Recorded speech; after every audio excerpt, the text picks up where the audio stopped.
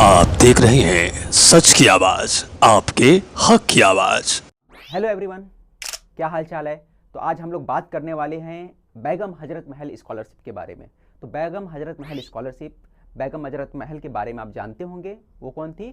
Freedom fighter थी, है ना, एक मुस्लिम फ्रीडम फाइटर थी। तो ये जो स्कॉलरशिप है 2003 के अंदर स्टार्ट किया गया था। तो 2003 में जब स्टार्ट किया गया था तो उस वक्त इसका नाम क्या था? मौलाना आज़ाद नेशनल स्कॉलरशिप था। ठीक है, बेगम हजरत महल नेशनल स्कॉलरशिप पहले क्या था? वो पहले था मौलाना आज़ाद नेशनल स्कॉलरशिप था। वो बाद में चेंज हो गया इसका नाम, और अब उसका नाम क्या हो गया है? बेगम हजरत महल स्कॉलरशिप। अच्छा, ये स्कॉलरशिप किसके लिए दिया जाता है? तो ये स्कॉलरशिप आपको मालूम होना चाहिए, ये माइनॉरिटीज़ के जो स्टूडेंट होते हैं उसमें जो लड़कियां होती हैं उनके लिए ये स्कॉलरशिप सेंट्रल गवर्नमेंट की तरफ से दिया गया है। तो ये कौन सा है स्कॉलरशिप? ये सेंट्रल गवर्नमेंट का स्कॉलरशिप है, जो सारे बच्चे जो माइनॉरिटीज से जो लड़कियां हैं उनको दिया जाता है। ठीक है, तो इसके बारे में कुछ बातें हम जानते हैं। ठीक है, तो किसको मिलता है? जो गर्ल्स है। अब वो गर्ल्स किससे बिलोंग करती हैं? वो गर्ल्स नेशनल माइनॉरिटीज होना चाहिए। माइनॉरिटीज में कौन कौन आता है आपको मालूम होगा। सिख है, मुस्लिम है, क्रिश्चियन है ना, ये सब किस में आते हैं? बौद्धिस्ट वगैरह जो सब के सब किस में आते हैं? माइनॉरिटीज में आते हैं। तो इन सभी लोगों को इसको फायदा मिलना चाहिए। तो यही इसका जो है स्कॉलरशिप का ऑब्जेक्टिव है। ठीक है, आगे बढ़ते हैं और हम लोग देखते हैं कि हाउ टू अप्लाई, आपको कैसे अप्लाई करना है, इस स्कॉलरशिप को कैसे हासिल करना है। अगर आप स्टूडेंट है या फिर आप पेरेंट्स हैं तो आपको कैसे अप्लाई करना है, इसको फॉर्म कैसे भरना है। तो इसकी बात याद रखिए, आपको इसको पूरा अप्लाई आपको क्या करना है? ऑनलाइन करना है। ठीक है, ये अप्लाई कहाँ किया जाता है? ऑनलाइन अप्लाई किया जाता है। जो इसका साइट है, साइट पे जाके आपको अप्लाई करना रहता है। इसका साइट जो यहाँ पे आपको दिया है www.scholarship.gov.in, तो इस साइट पर जाके आपको क्या करना रहता है? अप्लाई करना रहता है। ठीक है, और किसके जरिए होता है? थ्रू नेशनल स्कॉलरशिप पोर्टल, इसके जरिए होता है। ठीक है, ये स्कॉलरशिप यहां से भरा जाता है। ठीक है, आगे बढ़ते हम लोग। अमाउंट ऑफ स्कॉलरशिप, इसमें कितने अमाउंट मिलते हैं इस बारे में जानते हैं। तो अमाउंट कितना मिलता है? अगर जो बच्चा है 9th और 10th का है तो उन लोगों को कितना मिलेगा? उनको देख सकते हो आप, 5,000 रुपये मिलते हैं, है ना। जो क्लास में 9th में और 10th में जो गर्ल्स पढ़ती हैं उनको कितना मिलेगा? आपको 5,000 रुपये मिलेंगे। अगर वो किसमें? क्लास 11th में है और क्लास 12th में। किसमें? क्लास 11th और 12th में, तब इसको कितना मिलेगा? तब आप देख सकते हो उसको 6,000 रुपये मिलेंगे। कितने मिलेंगे? 6,000 रुपये मिलेंगे। कब? जब 11th और 12th में हो। और अगर क्लास 9 और 10th में हो तो कितना मिलेंगे? तो उनको आपको 5,000 रुपये मिलने वाले हैं। ठीक है, तो आगे बढ़ते हैं हम लोग। डिस्ट्रीब्यूशन, तो पैसे का डिस्ट्रीब्यूशन कैसे होता है? पैसे कितने दिए जाते, किसको दिए जाते हैं? ठीक है, तो मुस्लिम जो माइनॉरिटीज में आते हैं, क्रिश्चियन, सिख, बुद्धिस्ट, जैन्स और पारसीज, ये जितने माइनॉरिटीज हैं इनके बीच में पैसे बंटते हैं। जो सरकार की तरफ से फंड जारी किया जाता है वो फंड किसको मिलते हैं? इन माइनॉरिटीज को मिलते हैं। ठीक है, अब किस कमीशन के तहत मिलता है?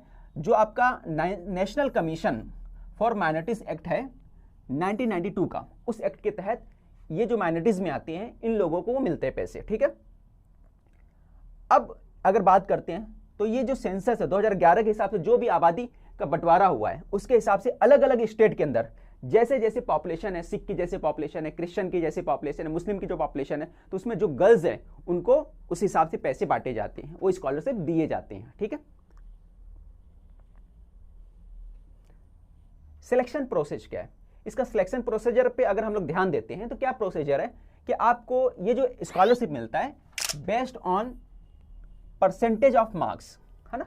ये परसेंटेज ऑफ मार्क्स के ऊपर डिपेंड है। जैसे अगर बच्चा 10वीं क्लास में तो देखा जाएगा कि उसका 9वीं क्लास के अंदर कितने मार्क्स थे। अगर बच्चा 12वीं क्लास का फॉर्म भर रहा है ना, स्कॉलरशिप के लिए अप्लाई कर रहा है, तो देखा जाएगा कि वो 11th क्लास के अंदर कितना मार्क्स हासिल किया है, उसके हिसाब से उसको सिलेक्ट किया जाएगा। ठीक है, और उसके बाद हम लोग बात करते हैं state wise, community wise Kota.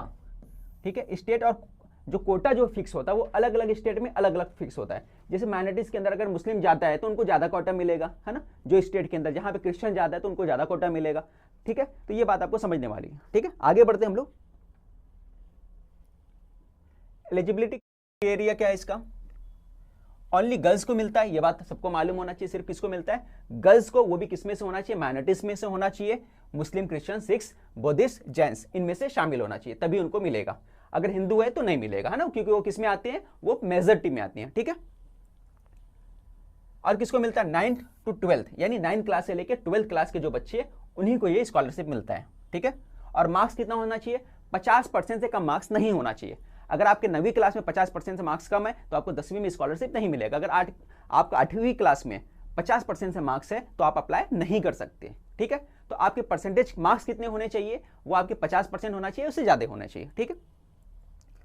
Annual income, परिवार का जो एनुअल इनकम है वो परिवार का एनुअल इनकम आपको याद रखना है कि 2 लाख से ज़्यादा नहीं होना चाहिए, 2 लाख से कम होना चाहिए। यानी इनकम सर्टिफिकेट के ऊपर आपका ये लिखा होना चाहिए 50,000 होना चाहिए, 1 लाख रुपए होना चाहिए, 1.5 लाख होना चाहिए, बट 2 लाख से ज़्यादा नहीं होना चाहिए। अगर 2 लाख से ज़्यादा है तो आप अप्लाई नहीं कर सकते।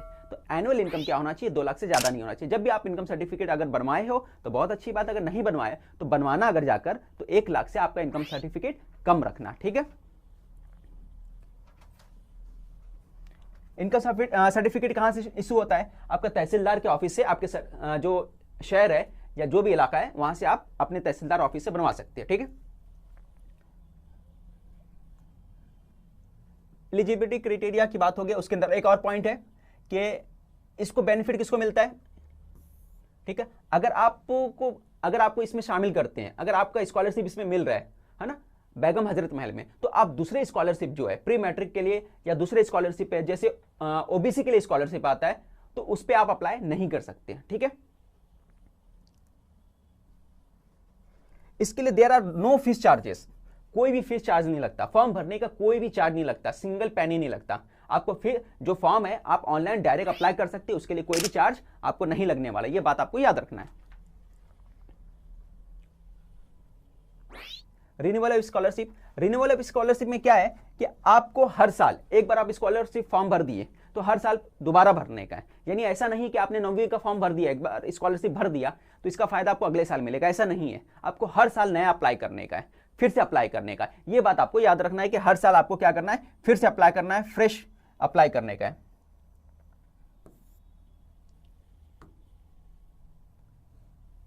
अब आगे बढ़ते हैं हम लोग कि आप जब स्कॉलरशिप का जो साइट दिया हुआ ना नेशनल पोर्टल का, जब उस पर जाएंगे, साइट पे जाएंगे, तो आपको क्या करना, अगर आप नए हैं है ना, तो नए हैं तो आपको क्या करना पड़ेगा, न्यू रजिस्ट्रेशन कराना पड़ेगा। ठीक है, वहां पे जाके आपको न्यू रजिस्ट्रेशन करना पड़ेगा। जब आप लिंक को ओपन करेंगे वहां पे न्यू, इस तरह से आप जाओ पोर्टल पे जाओगे है ना, नेशनल स्कॉलरशिप के, यहाँ पे जाने के बाद आपको क्या है, न्यू रजिस्ट्रेशन करना है। उसके अंदर जो भी स्टार वाले पार्ट है वो पार्ट को आपको पूरा कंपलसरी भरना है, पूरा फिल करना है। फुल करने के बाद फिर आप जब आगे बढ़ते जाएंगे, फॉर्म भरने के बाद लास्ट में एक पॉइंट आएगा, ये बात आपको याद रखना है। जब आपका डॉक्यूमेंट्स का पार्ट आएगा तो डॉक्यूमेंट्स वाले पार्ट के अंदर जैसे बोनाफाइड स्टूडेंट इंस्टीट्यूशन, ये पार्ट हो गया, इनकम सर्टिफिकेट, माइनॉरिटी का सर्टिफिकेट है ना, और self attested certificate of previous year academic marksheet, ये सब अपलोड कम आएगा। बट ये किनको अपलोड करना है, ये आएगा मगर आपको अपलोड नहीं करना है। ये अपलोड किसको करना रहता है, जिनको कितना मिलता है, 50,000 से ज़्यादा मिलता है। ठीक है, जिनको स्कॉलरशिप 50,000 से ज़्यादा मिलता है उनको भरना रहता है, उनको अपलोड करना रहता है। ठीक है, तो बेगम हजरत महल वाले जो भी अप्लाई कर रहे हैं उनको नहीं अपलोड करना है। ठीक है, तो उसके आगे सीधा आपको क्या करना है, फाइनल सबमिट करना है और आगे कंटिन्यू करना है, ये बात आपको याद रखना है। दूसरी बात, इसके बाद एक और चीज़ याद रखना है, आप जब फाइनल सबमिट कर देंगे तो उसका एक पेपर, इसका जो आप क्या करने का, फॉर्म का एक जेरॉक्स निकाल लेने का है। उस जेरॉक्स के साथ आपको क्या करने का है, आधार कार्ड का जेरॉक्स, बैंक पासबुक का जेरॉक्स, लास्ट ईयर मार्कशीट का जो जेरॉक्स है वो लेने का है, इनकम सर्टिफिकेट का जेरॉक्स और बोनाफाइड फॉर्म जो है ना, यहाँ से आप बोनाफाइड फॉर्म जो निकालेंगे, देखो यहाँ से आप डाउनलोड कर सकते हैं बोनाफाइड फॉर्म। तो डाउनलोड करने के बाद वो फॉर्म लेकर उसको फिल करने के बाद ये सभी चीज़ें ले जाके आपको क्या करने का है, आपके स्कूल के अंदर है ना सबमिट करना। आप जिस स्कूल में पढ़ते हैं वहाँ पे आपको एक है ना एक कॉपी सभी का सबमिट करना है। ठीक है, सभी को समझा किस तरह से फॉर्म भरने का बेगम हजरत महल का। ये स्कॉलरशिप हर साल आता है तो आपको हर साल याद रखने का है कि इसको फॉर्म भरने का, इसका फायदा उठाने का है। इसमें याद रखिए आप दूसरे स्कॉलरशिप का जो प्रोग्राम है उसके बनिस्बत, उसके कंपेयर टू इसमें ज़्यादातर पैसे आने के चांसेस रहते हैं, इसलिए आप इसको छोड़िए मत और सभी को बताइए। अगर आप इस वीडियो को देख रहे हैं सभी लोगों तक पहुंचाइए ताकि ज़्यादा से ज़्यादा बच्चों को पता चले और इसका फायदा हासिल कर सके। ठीक है, तो बेस्ट ऑफ लक बच्चों, ना फॉर्म जरूर भरिए। ठीक है, बाकी अगर आप स्टूडेंट नहीं हैं और आप वीडियो देख रहे हैं तो ज़्यादा से ज़्यादा लोगों तक इस वीडियो को पहुंचाइए ताकि उसका फायदा वो लोग हासिल कर सकें।